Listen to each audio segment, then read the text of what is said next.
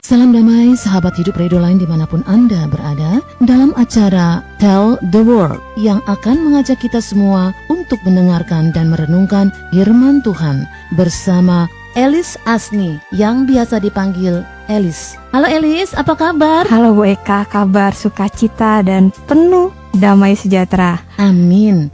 Salam damai teman siaka AJ Radio Line dimanapun Anda berada. Saya Antonius Elis Asni. Ya Bu Eka, saya ingin memberi tema tentang BPJS. Apa itu BPJS? Berserah pada jalan sebenarnya. Kita buka di dalam Yesaya 40 ayat 12-31. Demi nama Bapa dan Putra dan Roh Kudus, amin. Allah di atas semua Allah. Siapa yang menakar air laut dengan lekuk tangannya dan mengukur langit dengan jengkal, menyukat debu tanah dengan takaran, menimbang gunung-gunung dengan dacing, atau bukit-bukit dengan neraca? Siapa yang dapat mengatur roh Tuhan atau memberi petunjuk kepadanya sebagai penasehat? Kepada siapa Tuhan meminta nasihat untuk mendapat pengertian, dan siapa yang mengajar Tuhan untuk menjalankan keadilan? Atau siapa mengajar dia pengetahuan dan memberi dia petunjuk supaya ia bertindak dengan pengertian? Sesungguhnya bangsa-bangsa adalah seperti setitik air dalam timba dan dianggap seperti sebutir debu pada neraca. Sesungguhnya pulau-pulau tidak lebih dari abu halus beratnya. Libanon tidak mencukupi bagi kayu api, dan marga satwanya tidak mencukupi bagi korban bakaran. Segala bangsa seperti tidak ada di hadapannya, mereka dianggapnya hampa dan sia-sia saja. Jadi dengan siapa hendak kamu samakan Allah, dan apa yang dapat kamu anggap serupa dengan dia? Patungkah? Tukang besi menuangnya dan pandai emas melapisinya dengan emas, membuat rantai-rantai perak untuknya. Orang yang mendirikan arca memilih kayu yang tidak lekas busuk, mencari tukang kayu yang ahli untuk menegakkan patung yang tidak lekas goyang. Tidakkah kamu tahu, tidakkah kamu dengar, tidakkah diberitahukan kepadamu dari mulanya, tidakkah kamu mengerti dari sejak dasar bumi diletakkan? Dia yang bertakhta di atas bulatan bumi, yang penduduknya seperti belalang, dia yang membentangkan langit seperti kain dan memasangnya seperti kemah kediaman. Dia yang membuat pembesar-pembesar menjadi tidak ada, dan yang menjadikan hakim-hakim dunia sia-sia saja. Baru saja mereka ditanam, baru saja mereka ditaburkan, baru saja cangkok mereka berakar di dalam tanah, sudah juga ia meniup kepada mereka, sehingga mereka kering dan diterbangkan oleh badai seperti jerami. Dengan siapa hendak kamu samakan aku? Seakan-akan aku seperti dia, firman yang maha kudus. Arahkanlah matamu ke langit dan lihatlah siapa yang menciptakan semua bintang itu dan menyuruh segenap tentara mereka keluar sambil memanggil nama mereka sekaliannya. Satu pun tiada yang tak hadir oleh sebab ia maha kuasa dan maha kuat. Mengapakah engkau berkata demikian, hai Yakub, dan berkata begini, hai Israel? Hidupku tersembunyi dari Tuhan, dan hakku tidak diperhatikan Allahku. Tidakkah kau tahu dan tidakkah kau dengar? Tuhan ialah Allah kekal yang menciptakan bumi dari ujung ke ujung. Ia tidak menjadi lelah dan tidak menjadi lesu, tidak terduga pengertiannya. Dia memberi kekuatan kepada yang lelah dan menambah semangat kepada yang tiada berdaya. Orang-orang muda menjadi lelah dan lesu, dan teruna-teruna jatuh tersandung. Tetapi orang-orang yang menanti-nantikan Tuhan mendapat kekuatan baru. Mereka seumpama Raja Wali yang naik terbang dengan kekuatan sayapnya.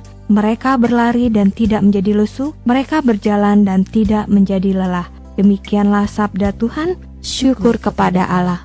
Saya akan coba menjabarkan beberapa perikop yang telah kita baca tadi. Allah di atas semua Allah. Ada 3 bagian dalam perikop ini yang menggambarkan Allah kita. Pertama di dalam ayat 12-17. Di sini saya mau katakan bahwa Allah yang menciptakan dunia, bangsa-bangsa bukanlah apa-apa di hadapan Allah. Karena seluruh bumi ada di dalam tangan Allah. Yang perikop kedua, ayat 18-24 dimulai dengan pertanyaan, dengan siapa sih Allah dapat dibandingkan? Yesaya mengejek para pembuat patung. Pertanyaannya, tidakkah kamu tahu? Tidakkah kamu dengar? Di dalam ayat 21, apa yang telah dikatakan sejak permulaan adalah kekuasaan Allah yang membuat para pembesar tidak berdaya dan membuat para pemimpin tidak berguna. Kemampuan Allah untuk mengalahkan adalah kenyataan bahwa Allah yang menciptakan bumi seperti lama yang diyakini kita.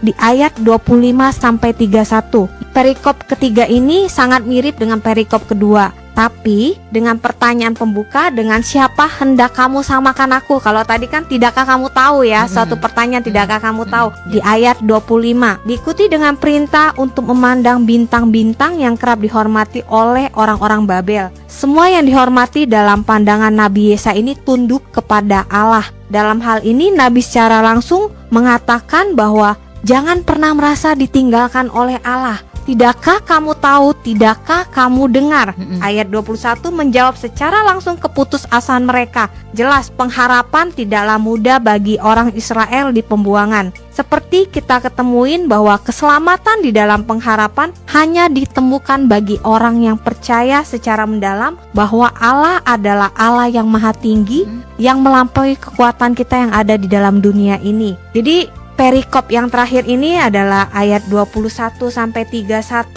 Saya mau katakan bahwa pernyataan Allah kepada bangsa Israel yang sedang bergumul, sedang putus asa, mereka menganggap Allah melupakan mereka. Tapi di sini pertanyaan mereka bertujuan mengingatkan kita semua dalam konteks yang lebih jelas. Tidakkah kamu tahu? Tidakkah kamu dengar bahwa Allah selalu ada di dalam kehidupan kita?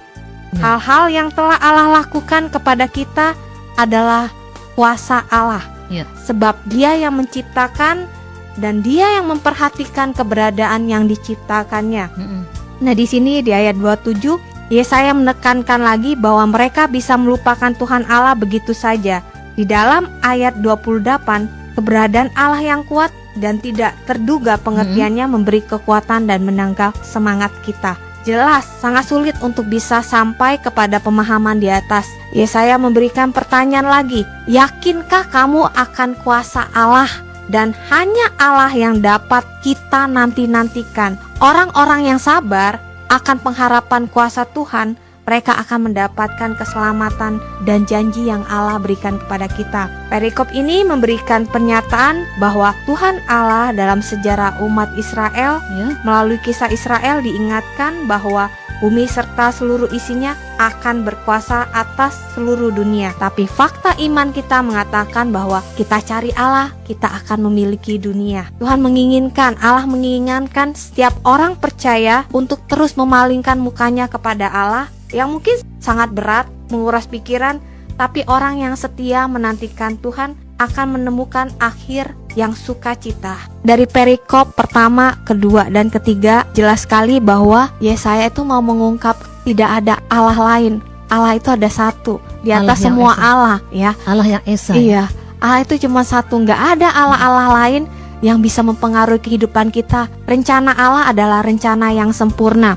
BPJS itu kan biasanya berkaitan dengan kesehatan ya, tenaga kerja, dengan kesejahteraan semua. BPJS berserah pada jalan sebenarnya ini yang menguatkan saya, ya kan. Saya itu ngalamin HB yang drop. Berapa tahun belakangan ini setiap tahun itu turun dari 10 jadi 9 jadi 8, akhirnya sempat HB saya 7,5. Jadi pada saat itu saya tes dikasih tahu oleh dokternya bahwa HB saya perlu ditindaklanjuti karena membahayakan kalau sampai itu turun lagi. Akhirnya saya dianjurkan ke dokter internis. Tapi sebenarnya sebelum-sebelumnya saya masih 9, 10 itu biasa. Tapi ternyata ini udah parah sekali. Udah kelihatan banget saya tuh jadi emosian, udah itu pikiran saya nggak tenang, pokoknya kalut deh karena HB saya itu drop. Akhirnya saya ke internis. Internis itu mengatakan gini, oke, saya harus tes darah. Kamu ada ngalamin gangguan apa, Elis? Dan saya ceritakan ya histori saya pada saat saya datang bulan itu sakit sekali gini. Oleh dokternya, oke, saya kasih rujukan ke dokter kebidanan. Pada saat dia pegang di perut saya, dia bilang ini mium, dia bilang gitu. Sepertinya ini harus dioperasi. Lalu dia USG saya, Ya. ternyata miumnya udah besar sekitar 10 sentian. Itu yang besarnya 10 sentian. Ada 2 lagi yang kecil, tapi 2 yang lagi yang kecil tuh tidak terlalu besar ya. Nah dia bilang ini harus dioperasi Ya. karena ini mengganggu pendarahan saya. Buang air kecil pun jadi sering sakit ya, menghambat juga ke dalam usus kita. Kalau misalnya itu sampai membesar lagi, itu kan akan menimbulkan penyempitan. Ya. Akhirnya oleh dokternya bilang kamu harus operasi, dia bilang. Saya takut karena saya belum pernah operasi. Takut tuh dalam arti gini, waduh ini gimana, karena dokternya udah bilang HB saya harus transfusi darah. Iya, betul. Harus transfusi karena kenapa, pada saat nanti operasi pasti akan kehilangan 2 ya kan. Nah akhirnya saya doa pada Tuhan, saya bilang Tuhan, oke, saya harus berusaha dulu tanya opini dokter yang berbeda. Ternyata sama, ini harus dioperasi karena udah besar, dan saya pun harus transfusi. Jadi jawabannya sama. Akhirnya saya berdoa lagi kepada Tuhan, Tuhan ternyata saya memang harus operasi, saya bilang itu. Oke Tuhan, saya mau dioperasi. Nah puji Tuhannya lagi, Ya. kan ada ketakutan di dalam diri saya. Saya bilang Tuhan, saya nggak mau transfusi darah, saya operasi nggak apa-apa, tapi saya nggak mau transfusi darah. Saya berdoa itu terus Ibu Eka ya. Sebelum operasi, pada saat menjelang operasi, oke dokter, hari Rabu saya siap dioperasi, saya bilang gitu. Kata dokternya, oke, berarti kamu harus masuk Selasa supaya persiapan untuk puasa, dia bilang. Udah tuh pas menjelang sore, Ya. saya kan udah dites tuh, udah diambil darahnya semua ini. Saya tanya sama susternya, suster, saya kapan transfusi darah? Saya bilang gitu kan. Ada tuh susternya bilang nggak perlu, dokternya bilang nggak perlu, darahnya sudah cukup. Tapi di situ saya merasakan bahwa yang tadi saya bilang berserah pada jalan sebenarnya. Ya. Saya mau berserah pada jalan Allah Bapa, Allah Putra, dan Allah Roh Kudus. Tidak ada yang mustahil bagi Allah. Amin. Ya. Nah dari situ operasi berjalan lancar, cepat sekali. Terima kasih Tuhan. Jangan takut untuk hidup berproses. Oke teman Sia KJ Radio Line dan Ibu Eka, Ya. bahwa kesimpulannya adalah tadi dari Yesaya 40 ya, ayat Ya. 12 sampai 31, bahwa Allah di atas semua Allah, bahwa kita punya satu Allah yang punya kuasa dan punya wewenang. Jadi kita tidak boleh mengandalkan Allah-Allah yang lain. Kita mau mengandalkan Allah kita, itu Allah yang punya jalan sebenarnya. Allah memberikan kepada kita juga putranya Yesus Kristus, dan dengan pertolongan Roh Kudus kita pun bisa berdoa melalui Roh Kudus. Tadi Allah segala Allah. Yang kedua, pada saat teman Sia KAJ mengalami berbagai hal kesulitan, penyakit-penyakit, segala hal permasalahan, tetap percaya dan andalkan Tuhan, ya kan? Tetap yakinin bahwa hidup kita adalah hidup yang berproses. Karena dengan berproses kita akan tahu di mana kekuatan kita secara pribadi dan kekuatan Allah yang menyempurnakan itu. Yang ketiga, seperti pengalaman Bunda Maria dan Yusuf, jangan takut juga kalau Allah kasih suatu rencana yang menurut teman-teman itu tidak mungkin, ya kan ya, menyakitkan, mengecewakan. Tapi kalau itu rencana Allah, pasti Allah punya maksud bahwa hal itu akan membawa kebaikan bagi kita dan bagi orang lain. Amin. Oke, itu aja Bu Eka dari saya. Sahabat Tell the World Radio Line, demikianlah kebersamaan kita pada hari ini. Semoga permenungan kita hari ini selalu menjadi rema bagi kita semua. Terima kasih Anda sudah bersama kami dari awal hingga akhir acara ini. Tuhan Yesus memberkati. Bunda Maria mendoakan.